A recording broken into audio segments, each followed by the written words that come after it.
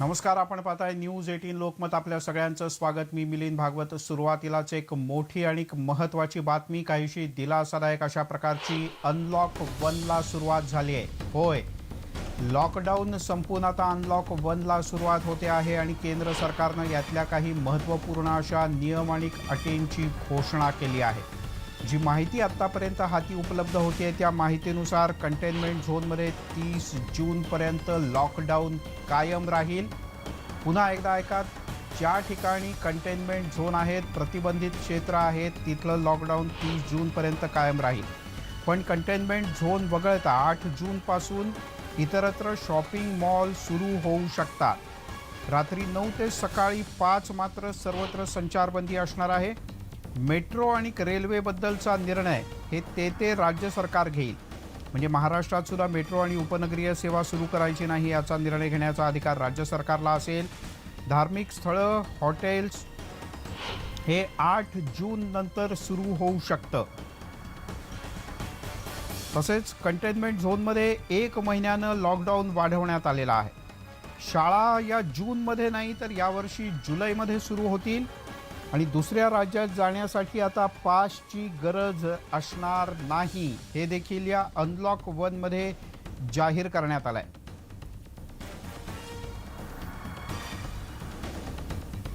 ही आहे या क्षणाची सगळ्यात मोठी आणि महत्त्वाची बातमी. ज्यांनी आत्ताच टीव्ही लावला आहे त्यांच्याकरता पुन्हा एकदा सविस्तर माहिती. प्रतिबंधित क्षेत्र वगळता, कंटेनमेंट झोन वगळता इतरत्र हळूहळू लॉकडाऊन कमी व्हायला किंवा शिथिल व्हायला आता सुरुवात होणार आहे. कंटेनमेंट झोनमध्ये मात्र 30 जूनपर्यंत लॉकडाऊन कायम असेल. कंटेनमेंट झोन वगळता 8 जूनपासून शॉपिंग मॉल्स सुरू होऊ शकणार आहेत. तसंच सकाळी 5 रात्री 9 ते सकाळी 5 या वेळात संचारबंदी कायम असेल. मेट्रो आणि रेल्वे सुरू करायची की नाही हा त्या राज्य सरकारांनी घ्यायचा निर्णय असेल, असं सुद्धा केंद्राच्या वतीनं स्पष्ट करण्यात आलं आहे. कंटेनमेंट झोनमध्ये थेट 1 महिन्याने म्हणजे 30 जूनपर्यंत लॉकडाऊन वाढवण्याची घोषणा करण्यात आली आहे. आणखीन एक, याशिवाय लॉकडाऊनसाठी आणखीन काही महत्त्वाचे अपडेट्स येत आहेत. मुंबईकरता, प्रामुख्यानं मुंबईकरता कंटेनमेंट झोन कशा प्रकारचा असेल आणि लॉकडाऊनची नियमावली वेगळी असणार का हा सुद्धा प्रश्न आहे. राज्य सरकारच्या वतीने कदाचित त्याची माहिती लवकरच जाहीर केली जाऊ शकते. राज्याची लॉकडाऊनची नियमावली उद्या जाहीर केली जाईल असं मुंबई महानगरपालिकेचे आयुक्त इक्बाल सिंह चहल यांनी म्हटलं आहे. माझे वरिष्ठ सहकारी आशुतोष पाटील आहेत आपल्यासोबत. काय अधिक माहिती आहे? न्यूज 18 लोकमतनी महापालिका आयुक्त आयएस चहल यांच्याशी संपर्क साधला आणि त्यांनी माहिती दिली आहे. एक्सक्लुझिव्ह माहिती न्यूज 18 लोकमतला मिळालेली आहे की राज्यासाठी नियमावली वेगळी असू शकते. जी नियमावली केंद्राची आहे त्यापेक्षा वेगळी नियमावली राज्यासाठी असेल आणि याला लॉकडाऊन 5 म्हणण्याऐवजी आपण याला अनलॉक 1 असं नाव देऊया. याचं कारण आता या काळामध्ये, येत्या काळामध्ये वेगवेगळ्या ठिकाणी मॉल्स असतील, धार्मिक स्थळं असतील, पर्यटन स्थळं असतील, त्यासाठी केंद्र सरकारची आणि राज्य सरकारची वेगळी नियमावली असू शकते. उद्या रविवारी राज्याचे मुख्य आयुक्त अजोय मेहता ती माहिती जाहीर करतील आणि त्यानुसार पुढची दिशा ठरवण्यात येईल. राज्यात अनेक ठिकाणी रेड झोन आहेत, त्या ठिकाणी केंद्रापेक्षा वेगळे नियम असू शकतात. मिलिंद.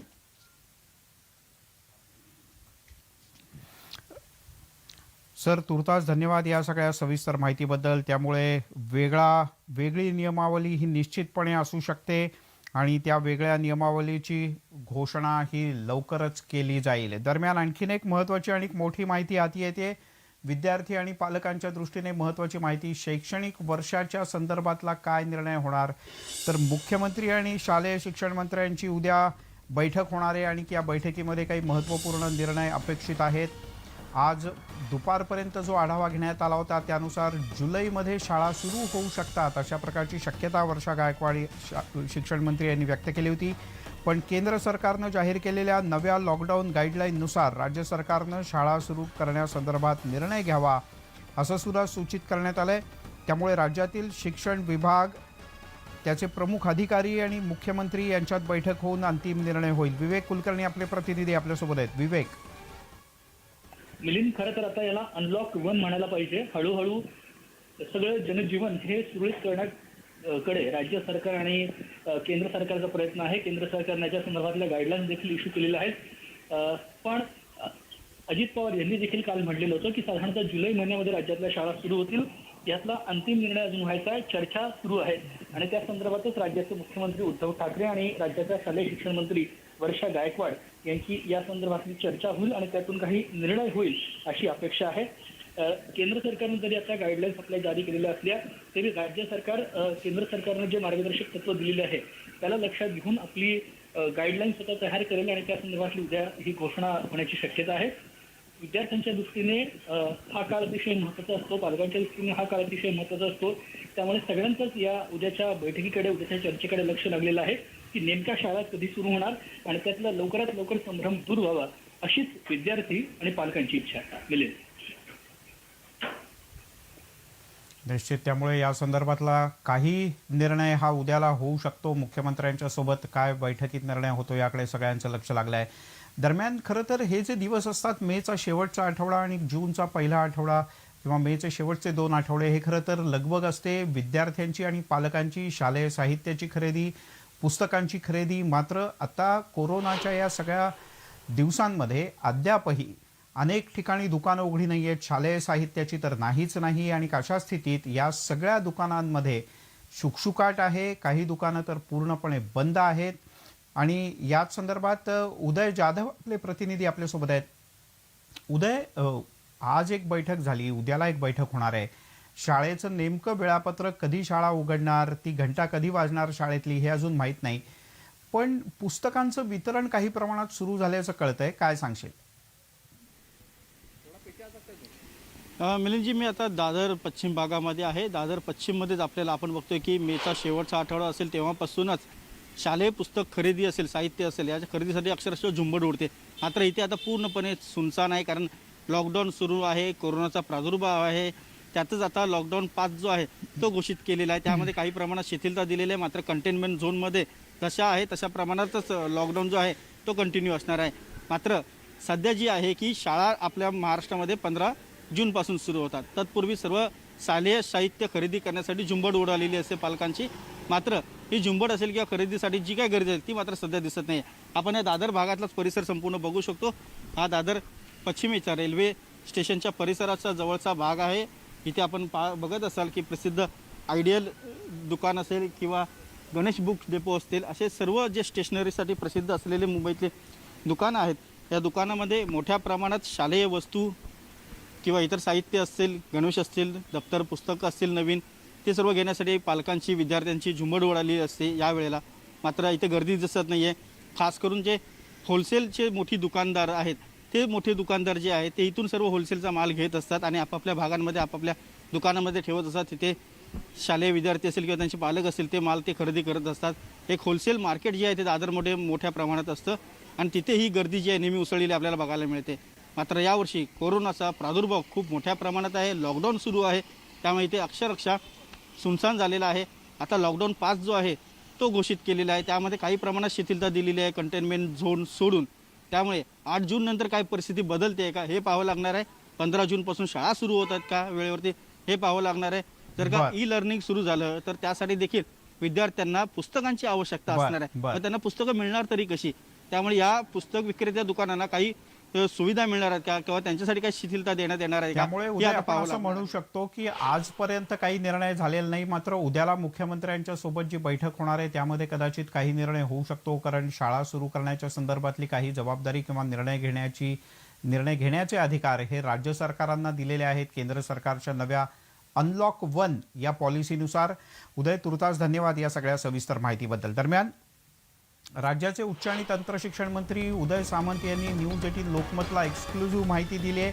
त्यानुसार अंतिम वर्षाच्या विद्यार्थ्यांची परीक्षा होणार की नाही याबद्दलचा निर्णय पुढच्या 2 दिवसात घेण्यात येईल, असं उच्च आणि तंत्रशिक्षण मंत्री उदय सामंत यांनी न्यूज 18 लोकमतला एक्सक्लुझिव्ह मुलाखत दिली त्यात सांगितलेलं आहे. आज दुपारी माननीय महाराष्ट्र राज्याचे मुख्यमंत्री उद्धव ठाकरे साहेबांच्या अध्यक्षतेखाली महाराष्ट्रातल्या कुलगुरूंची एक बैठक VCवर पार पडली आणि त्याच्यामध्ये विद्यार्थ्यांच्या अंतिम परीक्षांबाबत नक्की काय करायचं हे धोरण देखील निश्चितीपर्यंत आलं.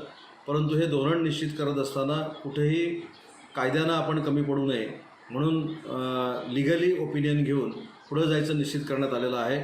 मला असं वाटतं की जो काही निर्णय लिगल ओपिनियन घेतल्यानंतर होईल तो विद्यार्थ्यांच्या हिताचाच होईल आणि विद्यार्थ्यांच्या हिताच्या दृष्टीनंच माननीय मुख्यमंत्री महोदयांनी आम्हाला सगळ्यांना मार्गदर्शन केलं.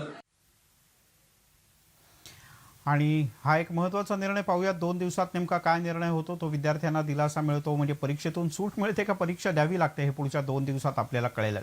एक महत्त्वाची बातमी, काहीसा तयारी करावी किंवा अभ्यास करावी अशा प्रकारची तातडीनं निर्णय घ्यावा अशी बालचित्रवाणीच्या संदर्भातली आहे. तब्बल 6000 तासांपेक्षा जास्त तासांचं शैक्षणिक साहित्य, ज्यात विविध मुलाखती, माहितीपर व्याख्यानं आणि अन्य प्रकारची माहिती असलेला भला मोठा खजिना हा धूळ खात पडलेला आहे. आणि ही बाब उघडकीस आणलेली आहे दूरदर्शनच्या सुवर्ण काळातले ज्येष्ठ निर्माते अरुण काकतकर यांनी. अवकाश विज्ञानावरची व्याख्यानं, इतिहास, भूगोल, मराठी या विषयावरचे दर्जेदार कार्यक्रम, ज्यामध्ये जयंत नारळीकर सर यांच्यासह अनेक मान्यवरांची व्याख्यानं आहेत, वर्ग आहेत, हे सगळं 6000 शैक्षणिक तासांच्या चित्रफिती या धूळ खात पडलेल्या आहेत. याबद्दल स्वतः अरुण काकतकर यांनी वारंवार संबंधितांच्याकडे पाठपुरावा केला, मात्र त्यांना अद्यापही यश आलेलं नाही. आपल्यासोबत ज्येष्ठ दूरदर्शनमध्ये काम केलेले निर्माते अरुण काकतकर सर आहेत. त्यांची आपण यासाठी संवाद साधतोय की ही संधी आहे. बालचित्रवाणी ही जी संस्था आहे तिथं जवळपास 6000हून अधिक ऑडिओ व्हिज्युअल्स कॅसेटचा खजिना आहे आणि तो या निमित्ताने सगळ्या विद्यार्थ्यांना खुला करावा असं त्यांचं म्हणणं आहे. आपण सरांशी बोलूयात. सर, सातत्याने हा विषय जो आहे तो तुम्ही मांडत आहात. आता कोरोना, जसं अनेक जण म्हणतात की फक्त संकट नाही संधी आहे, तर ऑनलाईन शाळा किंवा ऑनलाईन शिक्षण या निमित्ताने हा जो सगळा बालचित्रवाणीचा खजिना आहे तो कसा खुला करता येईल? साईट प्रोग्राम म्हणजे सॅटेलाईट इन्स्ट्रक्शनल टेलिव्हिजन एक्सपेरिमेंट हा 76 साली सुरू झाला, पण त्याच्यानंतर तो उपग्रहाद्वारे शिक्षण याच्यामध्ये तो त्याचं रूपांतर झालं. ते जवळजवळ 84-85 साली. तर त्यावेळेला असंच ठरलेलं होतं की 6 राज्यांमध्ये जे शैक्षणिक कार्यक्रम त्याचे निर्मिती होणार होती, म्हणजे 6 राज्यांमध्ये राज्य शैक्षणिक तंत्रज्ञान संस्था या स्थापन केल्या गेल्या होत्या. महाराष्ट्र, गुजरात, उत्तर प्रदेश, ओरिसा वगैरे वगैरे. तर ठरलं होतं असं की या संस्थांनी निर्मित केलेले अभ्यासक्रमातले आणि अभ्यासक्रमाव्यतिरिक्त पूरक कार्यक्रम ह्याचं प्रसारण दूरदर्शननी करायचं. त्याप्रमाणे मी 87मध्ये ज्या बालचित्रवाणीमध्ये आलो तेव्हापासून दूरदर्शनमध्ये, त्याच्या आधीपासून दूरदर्शनवरनं हे कार्यक्रम प्रसारित केले जायचे. त्यामुळे असे 6000 तासांचे कार्यक्रम, ज्यात अनेक मान्यवरांचं मार्गदर्शन आहे, ते डिजिटाईज करणं आवश्यक आहे.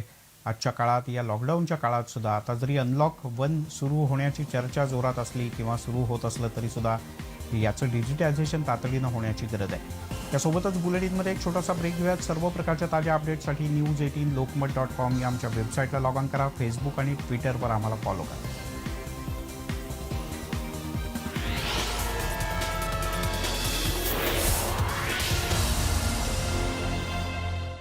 आपण पाहताय News18 लोकमत. एक मोठी बातमी, कुख्यात डॉन अरुण गवळी याला मुंबई उच्च न्यायालयाच्या नागपूर खंडपीठानं पुढच्या 5 दिवसात आत्मसमर्पण करण्याचे आदेश दिले आहेत.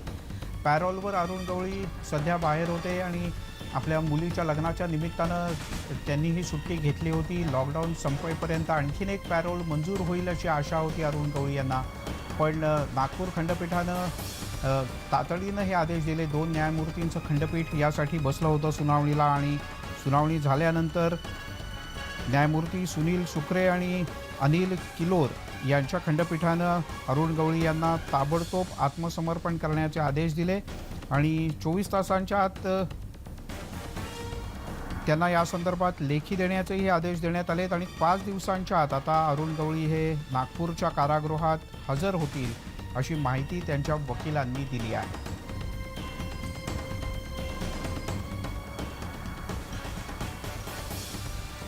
यासोबतच बुलेटिनमध्ये एक छोटासा ब्रेक घेऊयात. ब्रेकच्या नंतर एक खास बातमी असणार आहे, पण एक महत्त्वाची आठवण. मास्क बांधा, बाहेर पडल्यानंतर फिजिकल डिस्टन्सिंग बाळगा, घरी आल्यानंतर हात साबणाने धुवा आणि सकाळ संध्याकाळ गरम पाणी आवर्जून प्या. छोटासा ब्रेक घेऊया, लगेचच परत येतो.